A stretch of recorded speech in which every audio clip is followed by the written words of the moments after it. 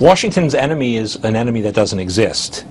We're fighting an Islamic enemy that Washington believes is out to kill us because we have elections, because we're free, because we have women in the workplace.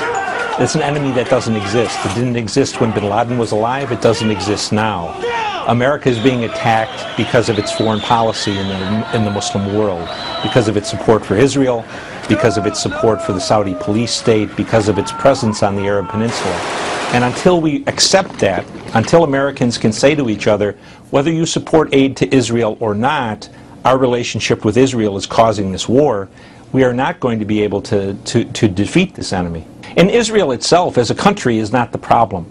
The real problem is the leaders of the Jewish American community in the United States who influence and corrupt our Congress to support Israel when we have no interest there. The American political establishment is caught between two things. They're extremely pro-Israel, and they're almost Marxist in their belief that democracy and the spread of democracy is inevitable in all places, in all peoples, at all times. And so they need to protect the Israelis, but they can't say what is a reality. For example, there is not going to be a democracy in Tunisia, or Libya or Egypt that in any way resembles democracy in the West. And yet what they've done is create anarchy. They've created a situation where the only beneficiaries are the Islamists. The guns that have flown out of Egypt, out of Tunisia, out of Libya to the Islamists have been enormous in their volume. And the prisons that were opened in Egypt, Tunisia, and Libya have reinforced the Islamist groups across the world.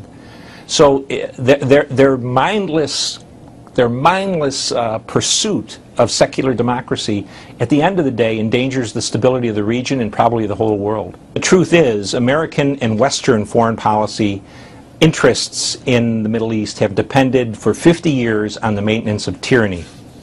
Tyranny that gave us access to oil, tyranny that protected Israel, and in the last 20 years, tyrannies that persecuted Islamists to protect us. All of that is going by the wayside. And to the Israelis' credit, the Israelis are the only ones who have stood up and said, democracy may not be very good for our security, and they couldn't be more correct.